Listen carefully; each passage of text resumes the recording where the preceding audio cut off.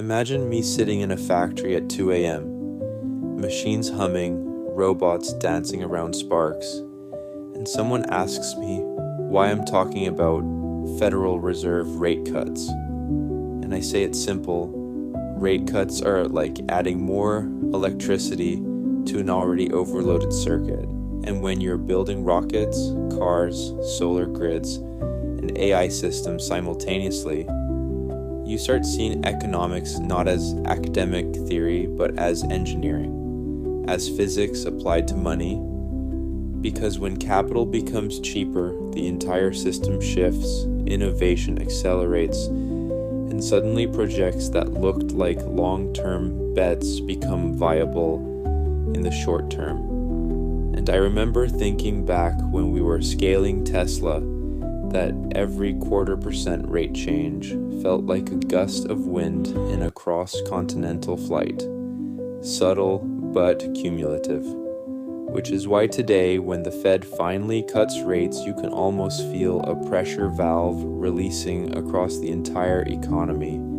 Startups breathe again, manufacturing plans that were stuck in spreadsheets suddenly come alive, and the velocity of building increases because cost of capital is essentially friction, and reducing friction is what engineering is all about. And so I'll tell you a story, not because it's dramatic, but because it shows how interconnected everything is. Like when we were trying to get early SpaceX funding, and every investor was nervous because the macro climate was tight and capital was expensive, and every dollar had to justify itself like a heat shield in a plasma flow. So a rate cut back then would have felt like someone extending our runway by a few precious meters, enough to take off instead of crashing. And years later, when you watch thousands of engineers designing electric drivetrains or building neural nets for autonomous driving, you start to realize how these macro decisions affect the micro. How a single rate cut triggers expansions, hiring, R&D pushes, new supply chain commitments, and in some sense, it's like planetary alignment, rare but powerful. And I see the same thing now, this moment when the Fed steps back from restrictive policy and the entire innovation ecosystem gets unshackled, and I imagine all the founders out there, all the engineers, all the people working late nights on something they hope will matter, feeling that shift, that small but meaningful decrease in financial gravity. And maybe they don't articulate it like an economist, but they feel it in their burn rates and runway lengths and the number of experiments they can fund this quarter instead of next year. And to me, that's the real story of rate cuts.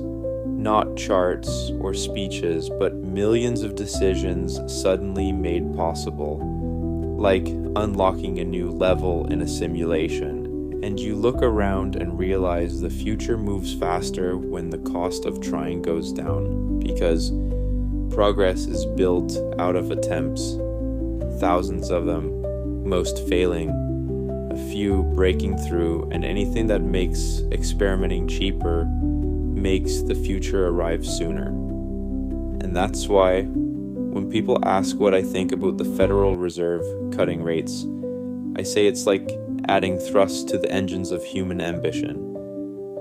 And sure, you still need guidance, discipline, execution, but with more thrust you can go further. And at some point, if enough people are building and testing and failing and trying again, you end up with electric cars that reshape industries, rockets that land themselves, factories that think like organisms, and AI that collaborates with people instead of replacing them, all because somewhere upstream the friction lowered just enough for one more idea to survive.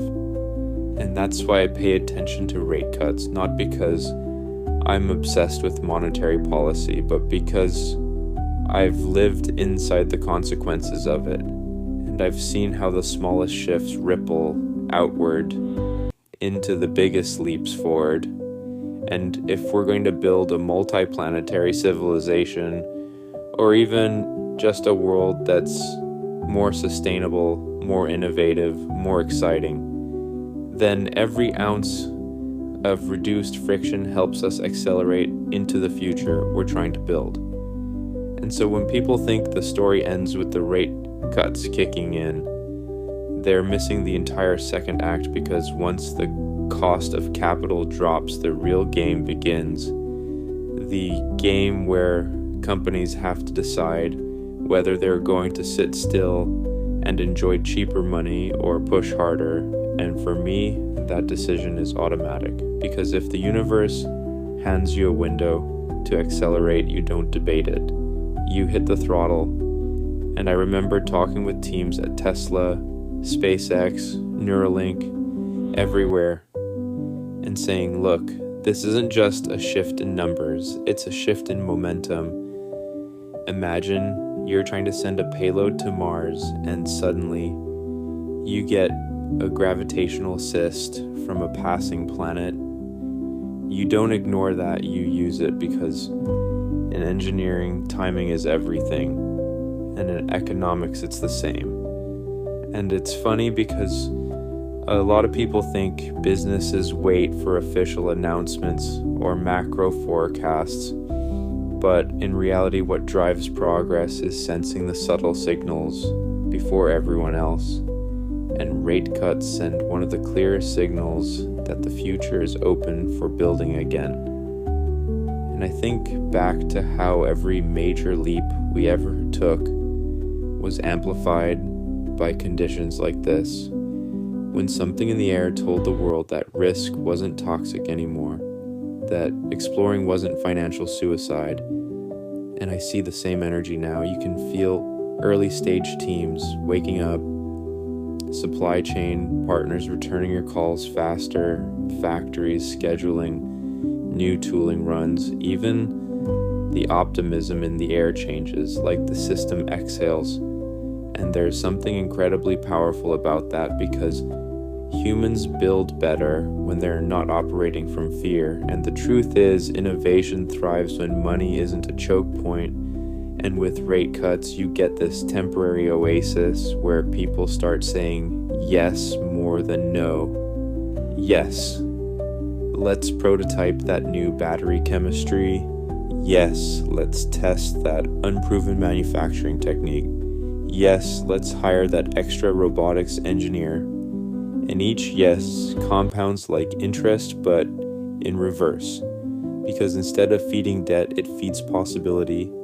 And that's how civilizations make leaps, not in straight lines, but in surges. And during those surges, it's important to be bold, because hesitation wastes the tailwind.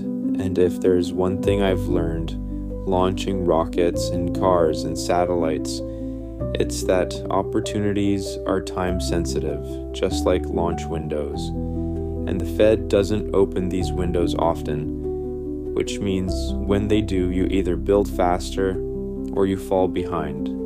And I always choose to build, push, experiment, sometimes break things, sometimes burn cash, because in the grand scheme of human progress, playing it safe has never gotten us to orbit or to Mars or to a sustainable energy economy. And if the world wants breakthroughs, then moments like rate cuts shouldn't be viewed as technical adjustments, but as accelerants, catalysts, even invitations.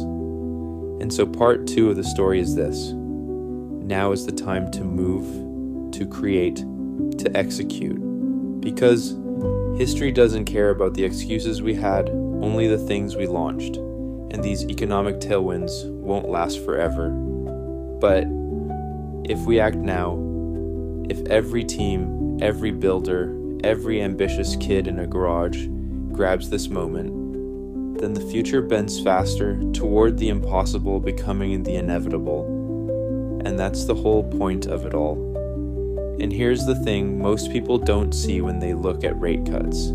They think it's just a dial being turned somewhere in a quiet boardroom, but what it really is, if you zoom out far enough, is a signal that the system is resetting, recalibrating, opening a lane for people who are willing to take the kind of risks that move humanity forward. And I've always believed that progress isn't constrained by talent or ideas. It's constrained by the courage to act when the window is small. And for me, part of the story is remembering all the times when we were inches from shutting down, like early Tesla when we were sleeping on factory floors and hoping the next funding round would land before payroll hit, or early SpaceX after the third failed launch when I thought everything might collapse. And every single time the macro environment mattered more than people think. Because when money tightens, the world becomes afraid, investors stop listening, and innovation freezes. But when the Fed cuts rates, it's like the ice cracks and sunlight comes through again.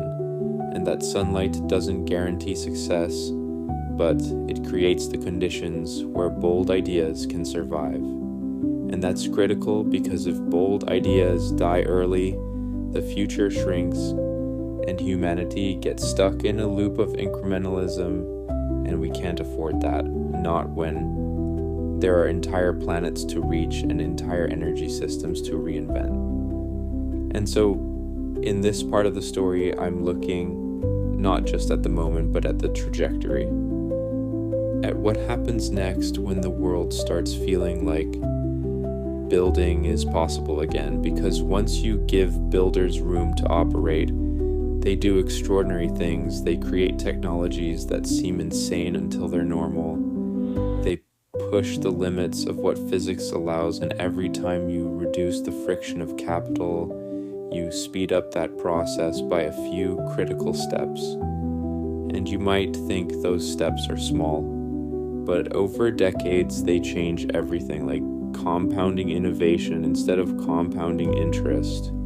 And I think about future generations looking back at moments like this and seeing them not as financial adjustments, but as turning points where humanity accelerated its timeline, where timelines shrank for electric transition, for AI development, for space manufacturing, for neural interfaces that make people smarter, for all the stuff that right now feels experimental but will one day feel like breathing. And I imagine someone in a garage or co-working space or a lab hearing about the rate cuts and deciding this is the moment to finally try to build